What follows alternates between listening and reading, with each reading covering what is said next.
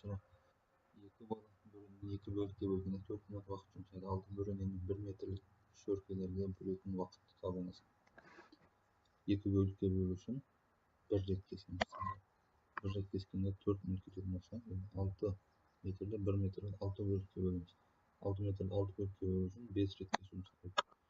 5 рет кессек, онда әрбір 4 минуттан барлығы 20 минут болады. Жауап Д.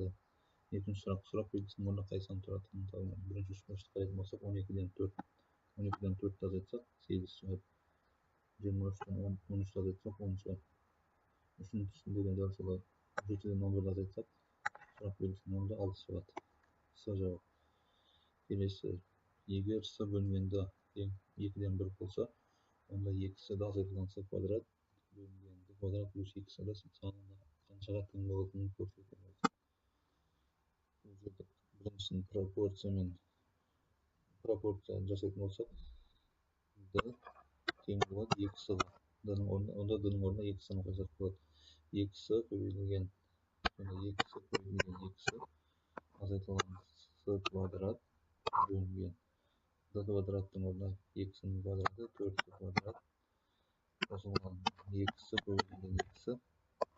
Сонда 4С квадрат азайтылған С квадрат бөлінген 4С квадрат соған 4С квадрат. Ол тең болады 3С квадрат бөлінген 8С квадрат. С квадраттар қысқарса 8-ден 3 8-ге бөлетін болсақ 0,7. Ондан 375. С жауап. Төртінші сұрақ. Қалтада 9 көк, 5 қызыл және 2 сары шар бар. Қалтаның ішіне қарамастан 4 көк шар шығарғанға нақты сенімді болу үшін қалтадан кем дегенде неше шар алып қажет екенін көрсетіңіз. 4 көк шар шығару үшін алдымен қызылдардың барлығын шығарамыз. Қосылған сарылардың барлығын шығарамыз. Қосылған 4 көк шығарамыз. Сонда жауап 11 болады. Б.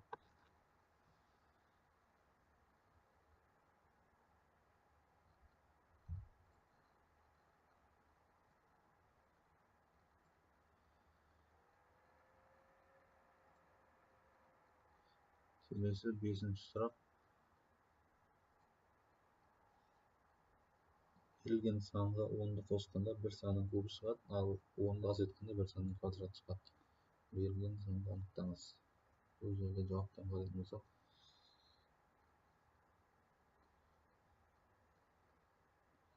206 10-ды қоссақ 216 ол 6-ның кубы.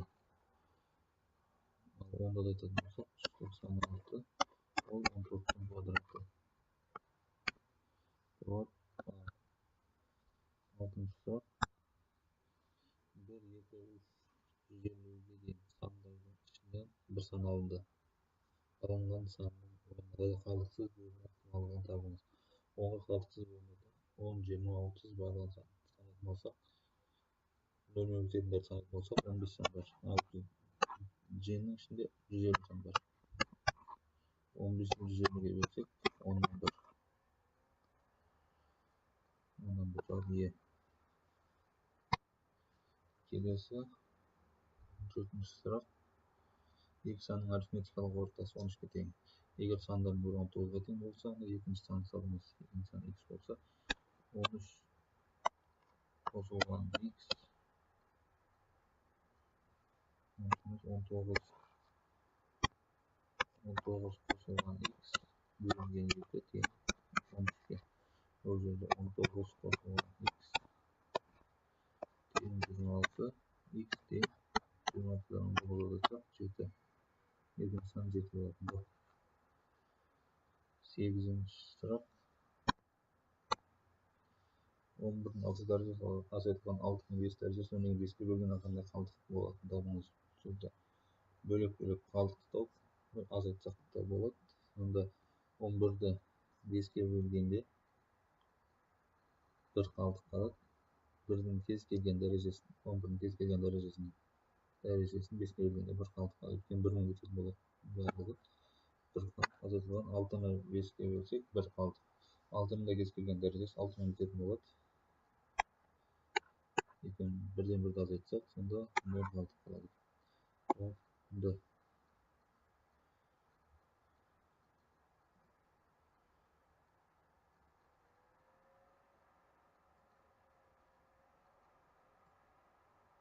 Келесі 9-шы сұрақ. Графикке сәйкес автопилот қазығұрт асуының төбесіне жету үшін қанша уақыт жоғары қарай жүргенін табыңыз. Бұл жерде сағат осыны қарайтын болсақ, жоғарыға жеткен уақыты 0-ден 1-ге дейін 1 сағатта жеткен.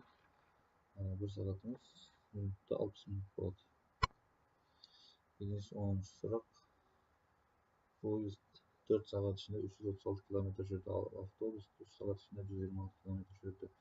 Автобустың жылдамдығының поезд жылдамдығының неше есе кем екенін табыңыз. Поездың жылдамдығы 4 сағатта 336 км жүрсе, онда 336-ны 4-ке бөлсек 84 болады. 84 км сағат. Ал автобустың жылдамдығы 126-ны 3-ке бөлсек 126 км-ді 3 сағатта жүретін болса, онда 47 км сағат болады. Енді олар 84-ті 42-ге бөлетін болсақ,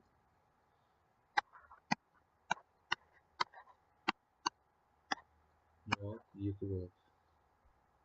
Д.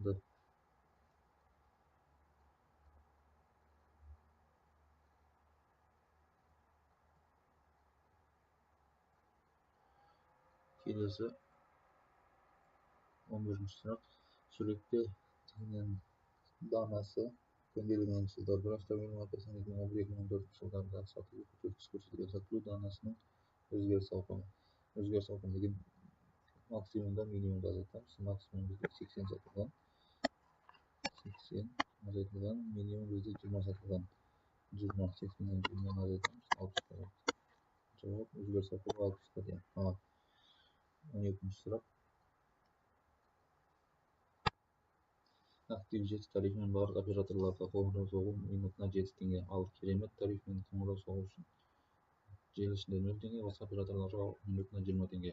Ардақ актив жеті тарифімен, ал заңғар керемет тарифімен достарын қоңырау соғады. 1 сағат өткен соң екеуінің де ақшалары бірдей мөлшерде азайғаны белгілі болса, заңғардың басқа операторлармен сөйлескен уақытын табыңыз. Ардақ минутына 7 теңгеден 60 минут сөйлесті, сонда 420 теңгесі кетті. Ал заңғардың да 420 теңгесі кетті. 420-ны бөлеміз 20-ға. Минуттан 20 теңгеден кетті. Сонда 21 минуты басқа операторларға қоңырау соғған, қалғанын желі ішінде қолданған. Сонда жауап басқа операторларға 21 минут сөйлескен болады. Бар.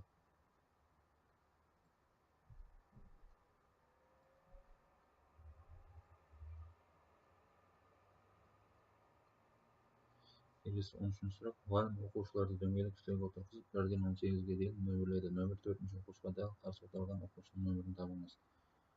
Барлық 18 оқушы болса, дәл жартысы 9 болады. Сонда 1-дің қарама-қарсысында 10 отырады. 2-ның қарама-қарсысында 10. 4-дің қарама-қарсысында 9 қосатын болсақ 13. 4-дің қарама-қарсысында 13.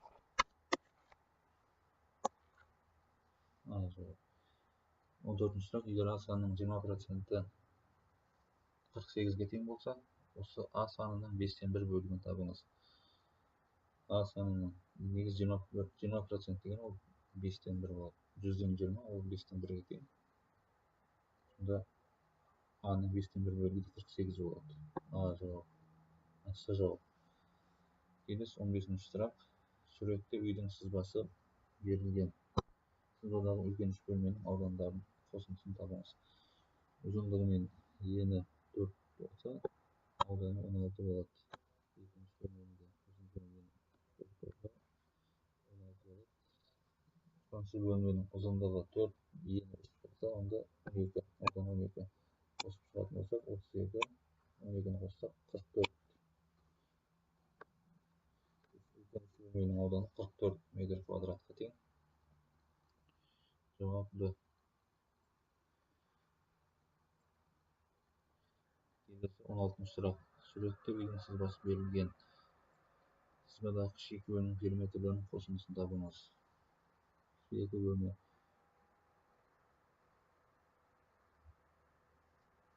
Екі бөлменің ұзындығы 3,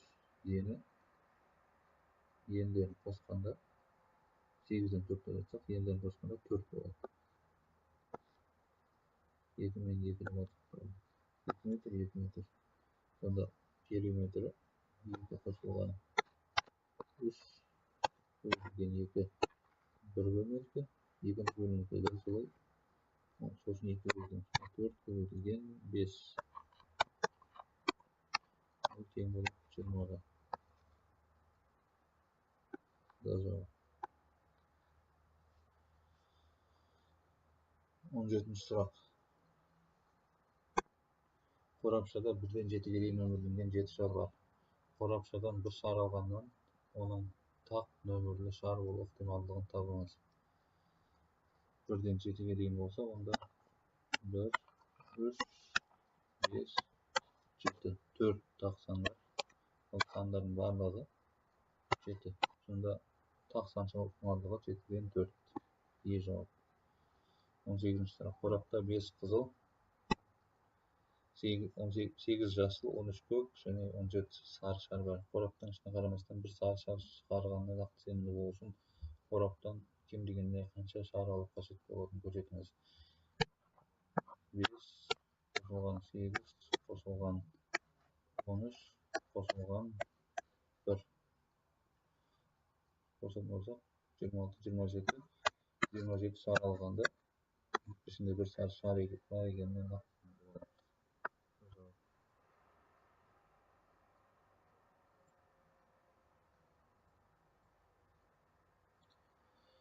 19-ші сұрақ. Дөңгелек диаграммадағы 15%-ден көрсетілген сектордың бұрыштық шамасын табыңыз. Дөңгелектің бұрышы 360 градусқа тең болады. 100% 360 градусқа тең. 100% x болса, сонда x тең 15 бөлінген 360 бөлінген 100. 15 360-ға бөлетін болсақ, 5400 бөлінген 100. Екіні өздері қысқарса 54 градус. 54 градус болады. Е жауап. Соңғы 20-ші сұрақ. Берілген суреттегі мәліметтер бойынша штрихталған тікбұрышты үшбұрышқа сырттай сызылған шеңбердің ұзындығын табыңыз.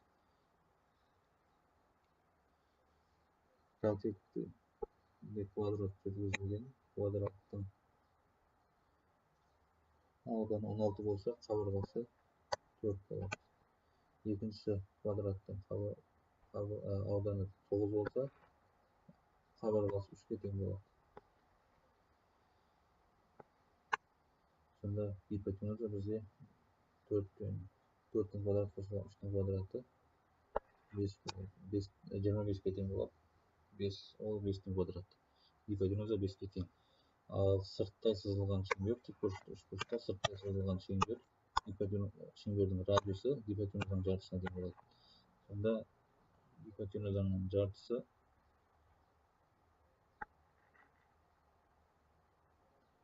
2,5. Шеңбердің ұзындығы 2 пи r.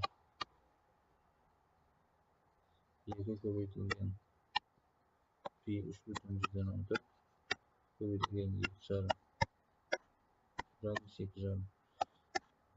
2 мен 2,5 бөлсек 5, 5 3,14 көбейтсек 15,7. сызығы